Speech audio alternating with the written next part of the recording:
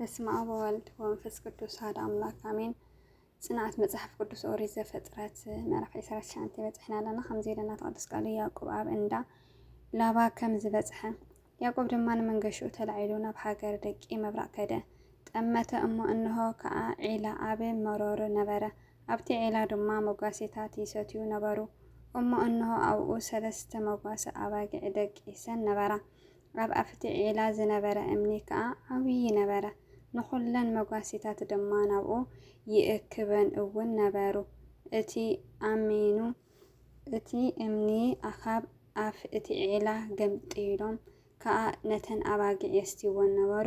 እቲ እምኒ ድማ ናብ ኣፍ እቲ ዒላ ኣብ ቦትኡ ይምልስዎ ነበሩ። ያዕቆብ ከዓ እቶም ኣሕዋትህ ካበይ ኢኹም በሎም። ካብ ከረን ኢና በልዎ። ንሱ ድማ ንላባን ወዲ ናሆርድ ትፈልጥዎ ኢኹም በሎም። እወ ንፈልጦ በሉ። ደሓን ዶ ኣሎ ከዓ በሎም። ደሓን ኣሎ። ራሄል ጓሉ ኸ እኒሃ ምስተን ኣባጊዕ ትመጽእ ኣላ በሉ።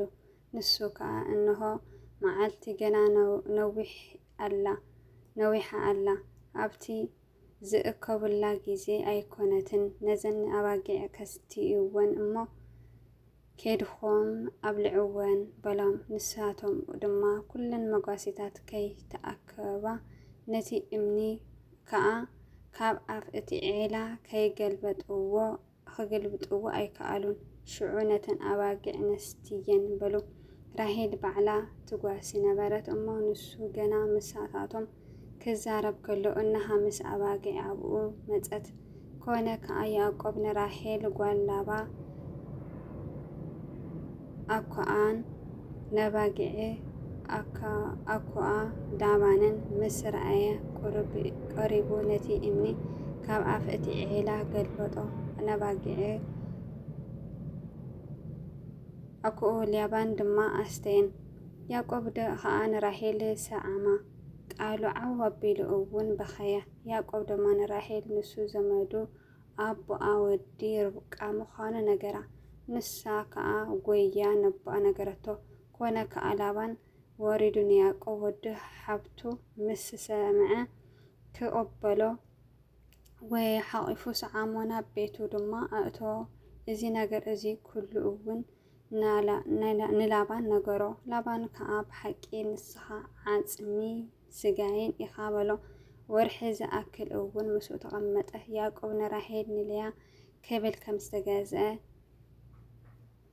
ላባን ድማ ንያዕቆብ ሓወይ ክንዲ ዝኾንክዶ ብኸምኡ ክትገዝአኒ ዓስብኻ ደኣ እንታይ ምዃኑ ንገረኒ በሎ። ላባን ከዓ ክልተ ኣዋልድ ነበርኦ ምስ ስምእታ ዓባይ ልያ ስምእታ ንእሽተይ ከዓ ራሄል ነበራ። ኣዒንቲ ልያ ጨምጫማት ነበራ። ራሄል ግና መልክዐኛ ትርኢታ እውን ውቅብቲ ነበረት። ያዕቆብ ድማ ንራሄል ፈትዋ እሞ ምእንቲ ራሄል እታ ንእሽተይ ጓልካ 7 ዓመት ከገዝአካ በለ። ላባን ከዓ ንኻሊእ ሰብኣይ ካብ ዝህባ ንኣኻ ክህባ ይሐሸኒ ምሳይ ተቐመጥ በሎ። ያዕቆብ ከዓ ምእንቲ ራሄል 7 ዓመት ተገዝአ። ንኣብ ምፍታው ከዓ ከም ሕዲት መዓልቲ ኮይነን ተረኣዮ። ያዕቆብ ከዓ ንላባን መዓልትታተይ በጺሐን እየን እሞ ከእትዋ ሰበይተይ ሃበኒ በሎ። ሽዑ ላባን ንኹሎም ሰብእታ ቦታ ኣኪቡ ምሳሕ ገበረ። ምሸት ምስ ኮነ ድማ ልያ ጓሉ ወሰዳ ናብኡ ኣእተዋ። ንሳ ከዓ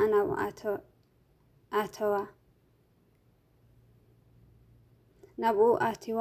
ላባን ድማ ንልያ ጓሉ ግዝእቲ ክትኾና ዘሊጳ ግዝእቱ ሃባ። ኮነ ድማ ንጽባሒቱ እንሃ ንሳ ልያ ነበረት። ንላባን ከዓ እንታይ እዩ ዝገበርካኒ? ምእንቲ ራሄል ዶ ኣይኮነን ዝተገዝእኻ? ስለምንታይ ደኣ ጠቢርኻኒ በሎ። ላባን ድማ ኣብ ሃገርና ንእሽተይ ቅድሚት እታ በኹሪ ምሃብ ከምኡ ኣይግበርን እዩ። ናይ እዚኣ ሰሞን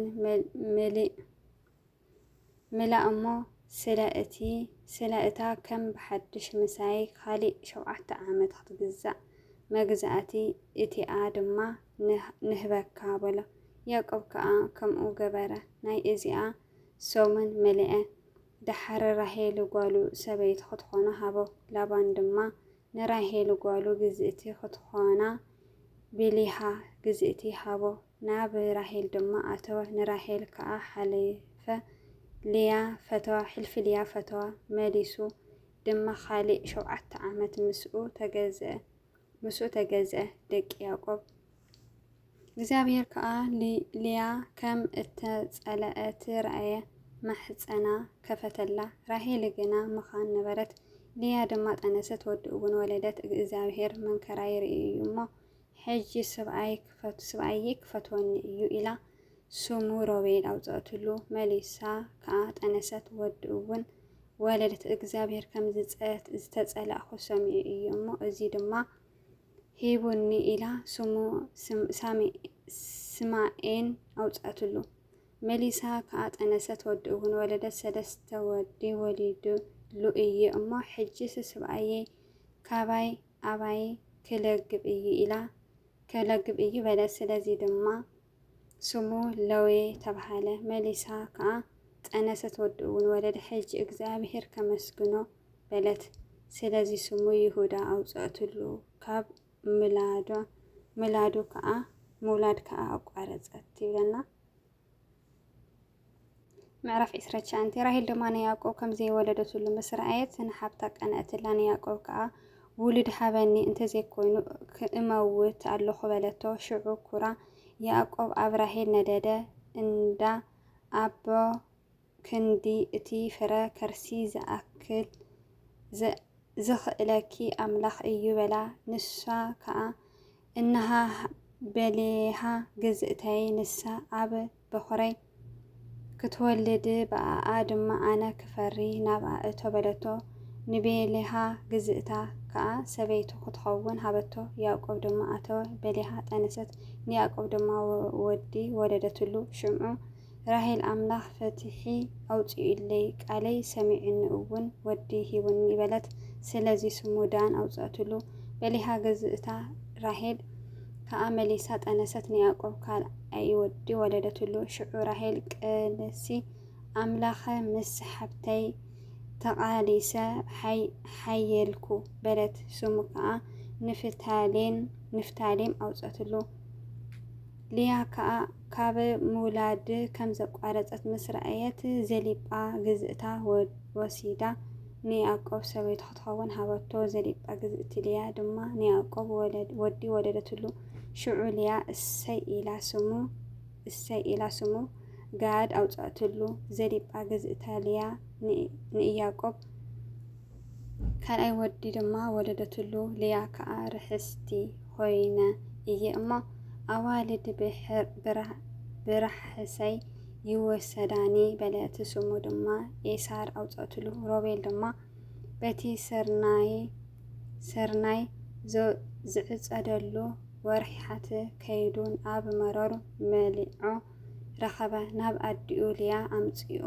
ሽዑ ራሄል ንልያ ካብዚ መሊዒ ወድኺ ኮታ ሃብኒ በለታ። ንሳ ከዓ ሰብኣየይ ዝወሰድክለይ ዶ ንእሽተይ ነገር እዩ መልዖ ወደይ እንዶ ድማ ተወስዲ በለታ። ንራሄል ከዓ እሞ ኣብ ክንዲ መልዖ ወድኺ እዛ ለይቲ እዚኣ ምሳኺ ይደቀስ በለታ። ምሸት ያዕቆብ ካብ መሮር ክኣቱ ከሎ ድማ ልያ ክትቀበሎ ወፀት። ብምልዖ ወደይ ዓዲገካ እየ እሞ ናባይ ከዓ እተኣቱ በለቶ። በታ ለይቲ እቲኣ ከዓ ምስ ደቀሰ ኣምላኽ ድማ ንልያ ሰምዓ ጠነሰት። ንያዕቆብ ከዓ 5 ወዲ ወለደትሉ። ልያ ድማ ግዝእተይ ንሰብኣየይ ክንዲ ዝሃብ